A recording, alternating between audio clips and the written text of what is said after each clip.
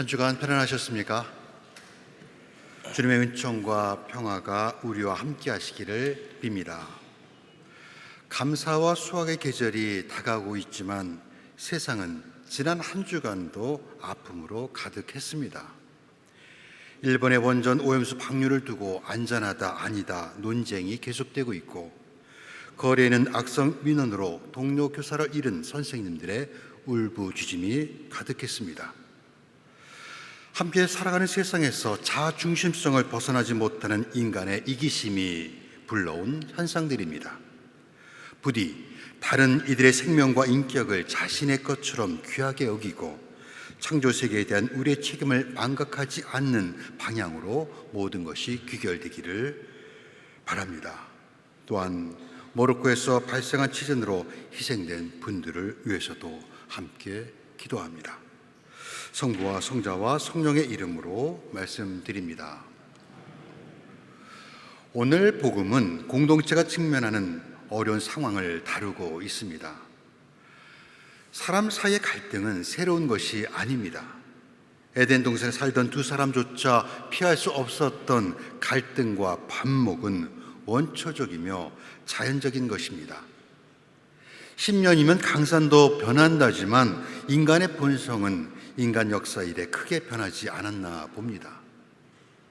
중요한 것은 갈등이 없는 공동체는 없다고 간단히 결론을 내리고 안도하는 것이 아니라 십자가의 예수님에게서 사랑과 용서로 갈등을 해결하는 지혜와 방법을 배우라는 것입니다.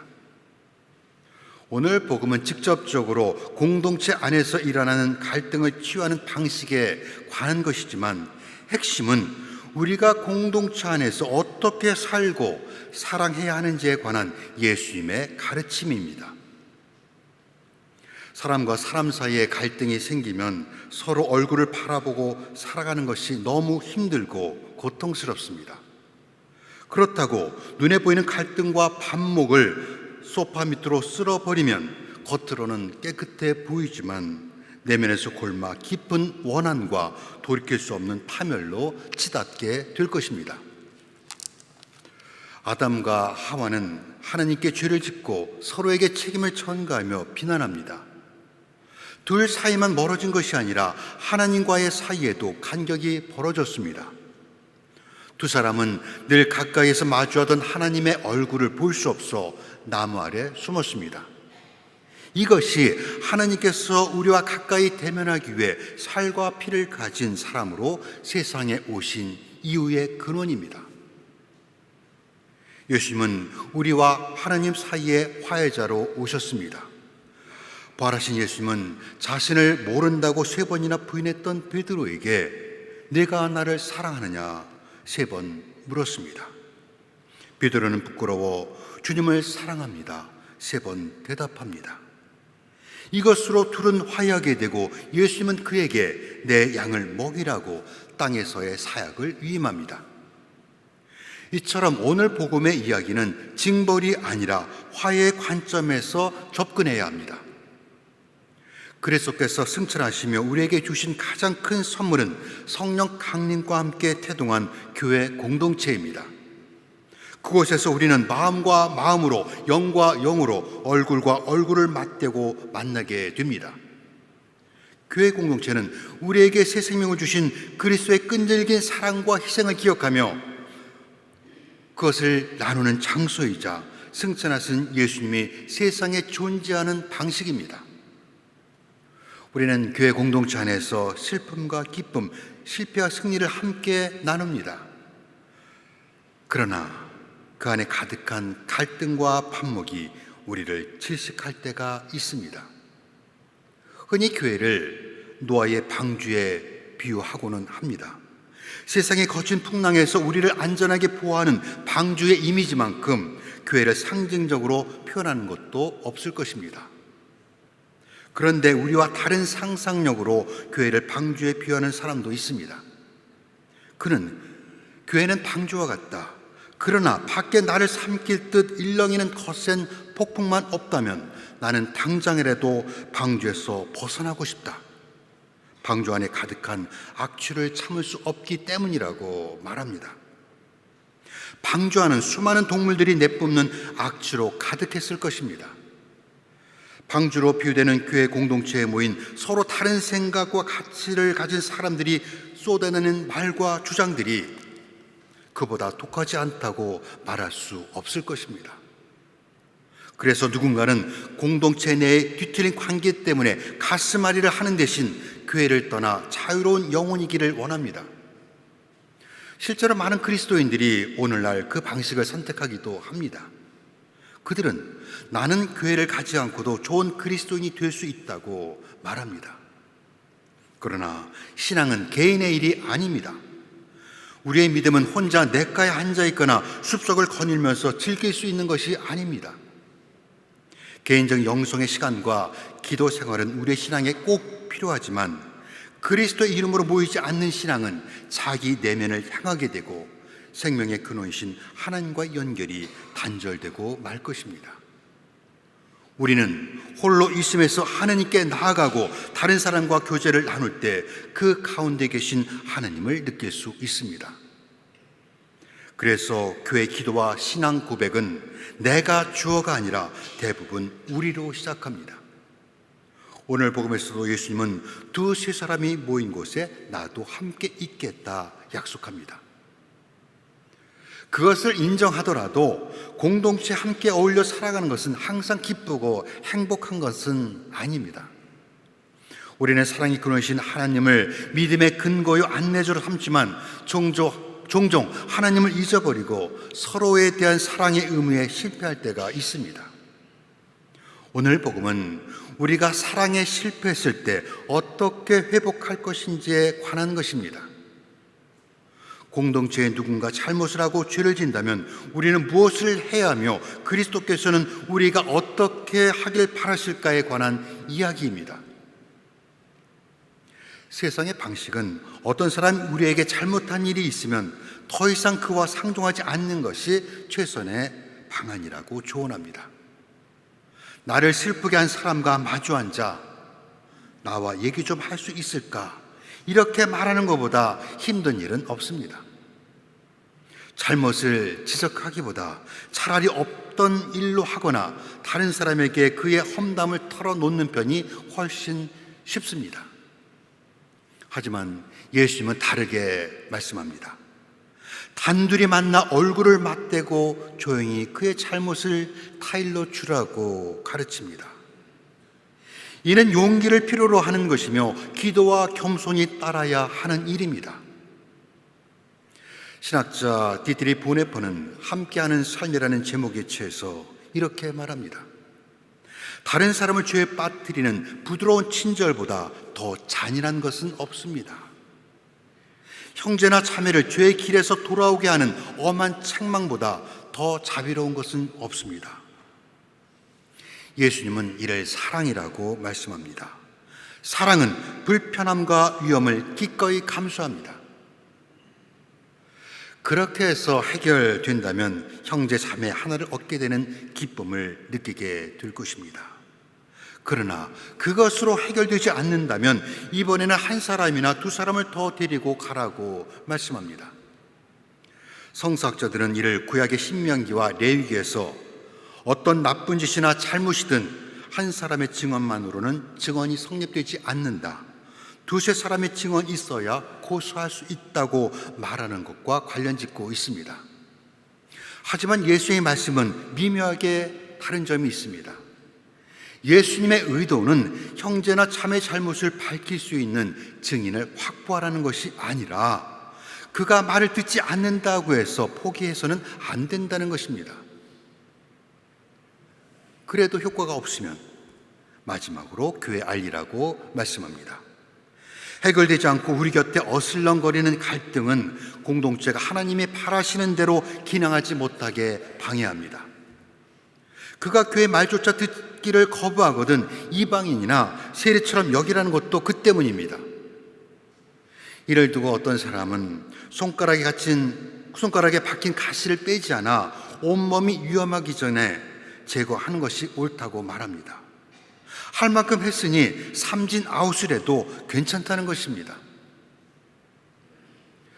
하지만 그런 일이 실제로 일어나면 교회는 더 이상 용서와 자비의 성소가 되지 않을 것입니다. 교회 안에서 우리끼리 용서할 수 없다면 어떻게 세상에서 화해자 역할을 할 수 있겠습니까? 바울로는 고린도 전서에서 한 지체가 고통을 당하면 다른 모든 지체도 함께 아파하지 않겠습니까?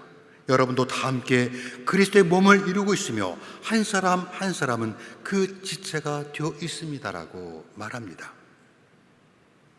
그래도 원한이 너무 사무쳐 누군가를 공동체에서 배제하고 싶은 생각이 스멀스멀 일어날 때면 오늘 말씀의 앞과 뒤에 있는 이 이야기를 읽어야 합니다. 마태복음 18장 전체는 하나님의 백성으로서 우리의 행동에 대해 말하고 있습니다. 10절에서 예수님은 일은 양 한 마리의 비유를 들려줍니다. 착한 목자는 99마리를 남겨두고 잃어버린 한 마리를 찾으러 갑니다. 그리고 나서 오늘 비유를 들려줍니다. 그런 다음 바로 뒤에는 7번씩 70번이라도 용서라는 말씀을 덧붙이고 있습니다. 다분히 의도적인 배치입니다. 예수님이 설명하신 단계와 과정은 갈등 해결을 위한 만능 매뉴얼이 아닙니다. 단순히 순서를 따르는 것만으로 하나님의 뜻에 맞는 결과를 얻을 수 없습니다. 더 깊은 탐색이 필요합니다. 두 주 전 복음에서 예수님은 베드로에게 내가 무엇이든지 땅에서 매면 하늘에도 매어 있을 것이다. 땅에서 풀면 하늘에도 풀려 있을 것이다 말씀하셨습니다. 이것을 오늘 복음에서도 반복하고 계십니다. 하늘과 땅, 하느님의 일과 우리 일의 동시성을 말하는 것으로 이 권능은 베드로만이 아니라 예수를 그리스도로 고백한 우리 모두에게 주어졌습니다.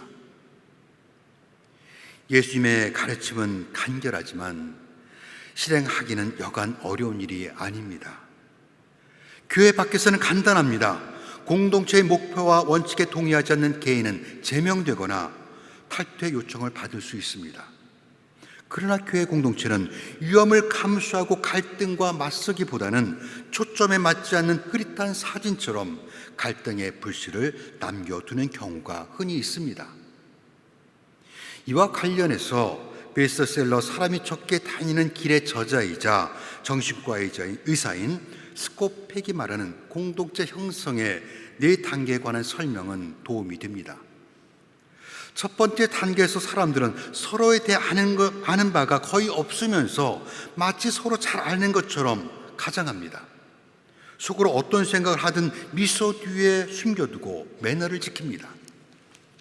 서로의 대화는 어떻게 지내세요? 바쁘지만 괜찮습니다. 당신은 어떠세요?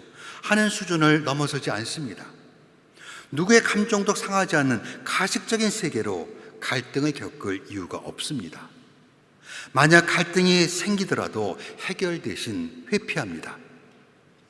이를 스콧 팩은 유사 공동체라고 정의합니다. 유형상으로는 공동체 형태를 갖추고 있지만 구성원들은 개인으로서나 집단으로서 실제적인 변화나 성장을 얻지 못합니다. 두 번째 단계에서는 갈등과 혼란이 일어나기 시작하고 부정적인 감정이 넘쳐납니다. 회원들은 서로의 차이점을 표출하고 자존감을 느끼게 되며 주도권을 잡기 위해 투쟁하고 관계가 아니라 규범이 공동체를 유지하는 유일한 힘이 됩니다. 세 번째 단계에 이르면 구성원들은 왜곡된 공동체의 모습에 공허함을 느끼게 되면서 자신의 주장을 포기하고 공동의 목적을 성취하기 위해 의사소통을 시작합니다. 마지막 네 번째 단계가 되면 회원들은 공동체 취약성을 인정하고 서로의 감정에 공감할 수 있게 됩니다. 토론은 뜨거워지더라도 결코 서로를 비난하지 않습니다. 회원 사이에 더 깊고 지속한 행복을 느끼게 되고 갈등이 발생할 때도 이를 긍정적인 변화의 일부로 받아들입니다. 그때 비로소 슬픔, 기쁨, 놀라움, 그리고 치유가 그 안에서 일어나는 진정한 공동체가 탄생하게 됩니다. 여기에 비추어 보면 안타깝게도 많은 교회 공동체들이 첫 번째 단계인 유사 공동체에 머물거나 갈등과 반목을 해결하지 못하고 분열되거나 아픔을 겪게 됩니다. 오늘 복음의 예수님은 우리 공동체가 유사 교회가 아니라 갈등과 반목을 넘어 위험을 무릅쓰고 자신을 개방하고 서로에게 정직하고 용서하는 진정한 교회 공동체가 되라고 초대하고 있습니다. 이는 쉬운 일이 아니며 항상 그렇게 할 수도 없습니다. 혼란스러워하는 우리에게 사도 바울로는 그 방법을 가르쳐 줍니다. 바울로는 로마서 16장에서 남들을 분열시키고 죄짓게 하는 사람들을 경계하고 멀리하시기 바랍니다 라고 말하면서도 갈라디아서 6장에서는 어떤 사람이 잘못을 저질렀을 때 온유한 마음으로 바로 잡아 주어야 합니다라고 말합니다. 유진 피터스는 자신이 번역한 성서 더 메시지에서 오늘 복음을 예수님의 마음에 좀 더 가깝게 표현하고 있습니다. 그래도 그가 듣지 않으면 교회에 말하십시오. 교회의 말조차 듣지 않는다면 당신은 처음부터 다시 시작해야 합니다. 그래서 그가 회개의 필요성과 대면하고 하나님의 용서하시는 사랑을 다시 베풀어야 합니다. 이처럼 우리가 죄와 갈등을 용서와 화해로 해결하려고 투정할 때마다 예수님은 우리와 함께 계실 것이라고 약속하셨습니다. 우리가 성체를 받기 위해 줄을 서서 제대 앞에 나와 손을 내밀 때 거기에는 단지 빵과 포도주만 있는 것이 아닙니다. 그곳에는 이것은 나의 피다, 죄를 용서해 주려고 많은 사람을 위하여 내가 흘리는 기약의 피다 말씀하신 용서의 예수님이 계십니다. 바울로는 오늘 이 독서 로마서에서 남에게 해야 할 의무를 다하십시오. 그러나 아무리 해도 다할 수 없는 의무가 한 가지 있습니다. 그것은 사랑의 의무입니다라고 말합니다. 예수님의 이름으로 모인 우리입니다. 예수님의 마음이 우리의 마음이 되고 예수님의 실천이 우리의 삶 안에 나타나야 합니다. 서로 사랑하여라. 이것이 예수님의 마음이요 실천입니다. 사랑이 있는 곳에 하나님이 함께 하십니다. 성부와 성자와 성령의 이름으로 말씀드렸습니다.